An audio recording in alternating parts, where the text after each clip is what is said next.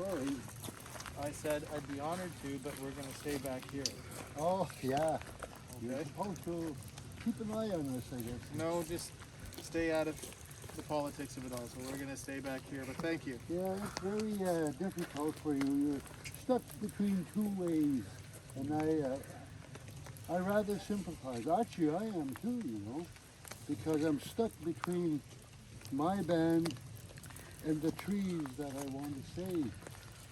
So we're all sort of imprisoned in one way or the other, and we can't seem to break our bonds, you know. And the only way I feel that we can let them bonds go is shake them off, you know. And my feeling is that when I realized what kept me prisoned in my young manhood was the fact that my ego was the cement of my shell of my thoughts. And when my ego was weakened, that shell fell off. The shell broke, and I was liberated of all things to find my wings and go where I want.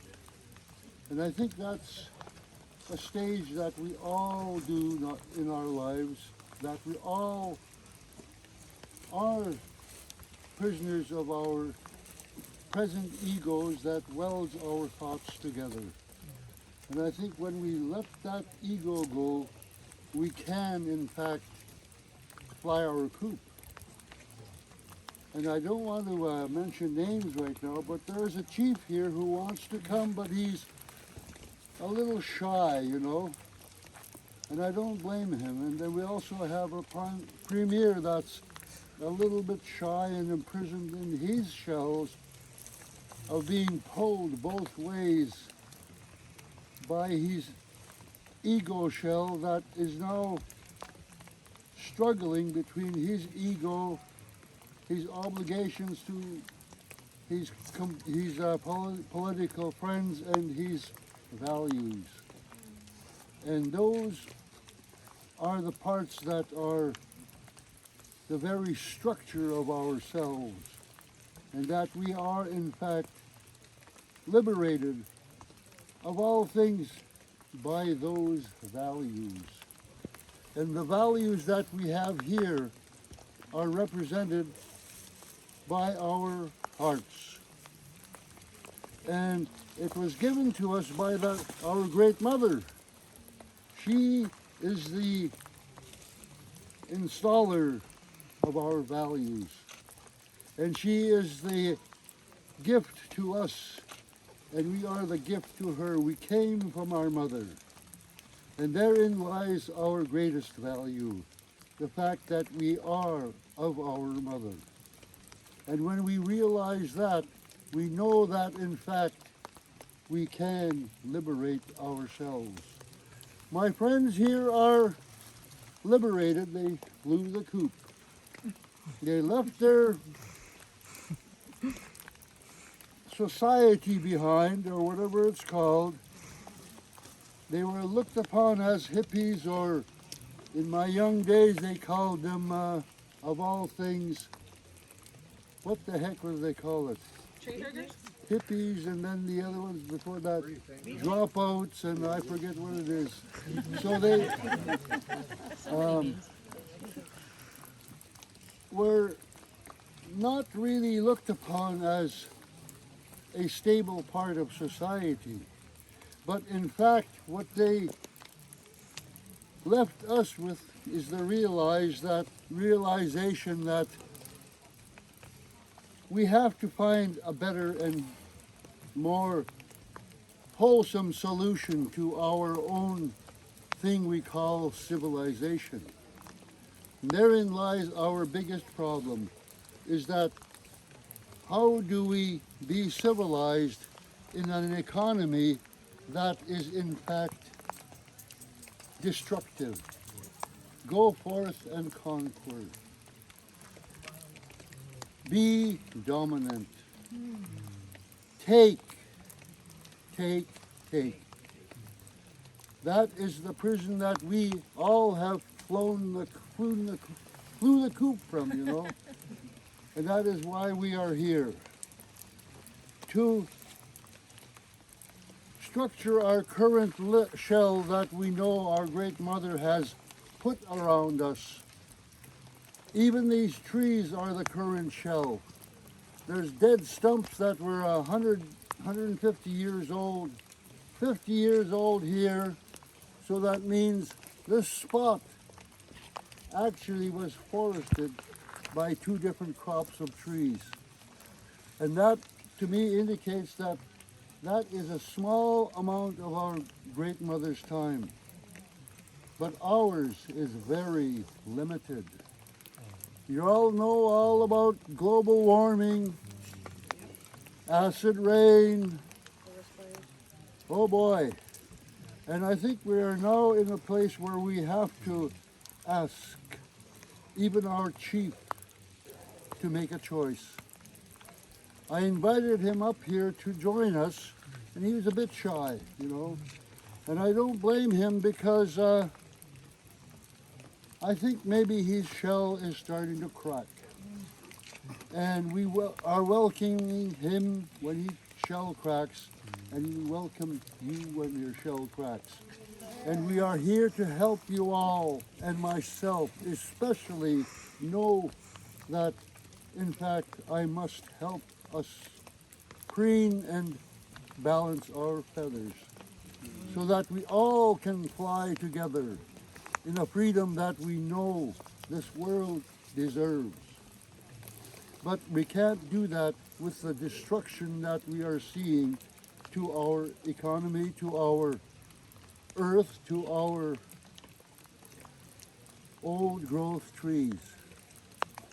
We are actually not defending the old growth trees as much as we are defending our values. And our values are given to us like our spirit man said, you know, by our great mother. And I ask you, you know, to all of us to consider and nurture those values, which we are doing here. That's why I feel the circle is open to all, even my chief, and even our premier. Because we know deep down back he does have some romantic values that perhaps have been neglected too long.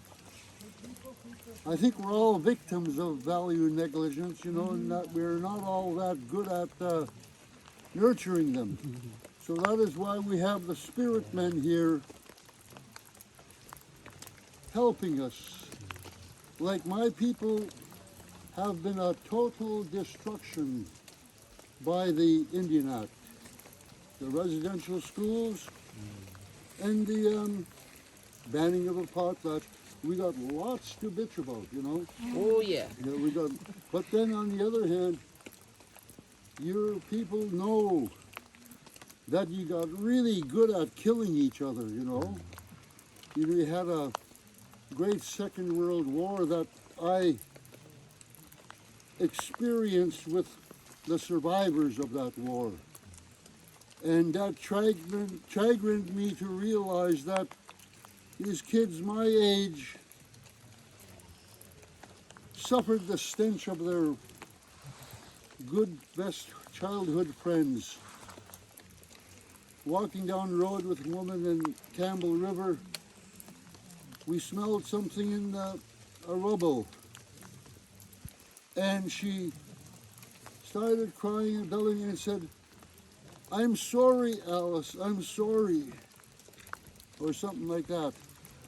And I didn't know what she was meaning, but finally I just had the sense to keep my yap shut for a change, you know. And then she said, "We suffered the bombing in London, and my best friend was buried in the rubble, and I felt bad since." So that is why I know that Europeans got really good at killing each other.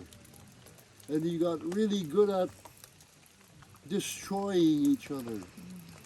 And you were taught by the Romans, you name it, you know. We have a whole history of destruction of what we thought was civilization. So now we are here calling upon our premier, even your commanding officer, to come and join us. Because we are people of peace. We are fighting for what we know is right for this world, that we must save the old growth and the forest. There is nothing sweet or gentle about the wreckage you've witnessed around here. The hundreds and hundreds of square kilometers of stumps. And there's very little forest left. That is the greatest representation. We must save a remnant. And our hearts are known for that, because you people have always and have suffered each other from that total destruction of the Second World War, of, oh, you name it, you know. And that, I think, is what our hearts are bringing us here for. Isn't so much as our own egos held surroundings, our image of ourselves, that we are now here naked with each other. And when we are naked with each other, we dry off and our feathers pop up, and we preen our feathers in that circle. That is where you are invited, and I ask all your officers to come. You will be welcome. Tlako, tlako. May I shake your hand? Thank you for coming. Thank you. Thank you, officer. And thank you, officer. Tlako, tlako. So, we better go sit down before I draw too many yawns. You know, I don't want to do that today anyway. I'm good at that. Thank you, Bill. Thank you.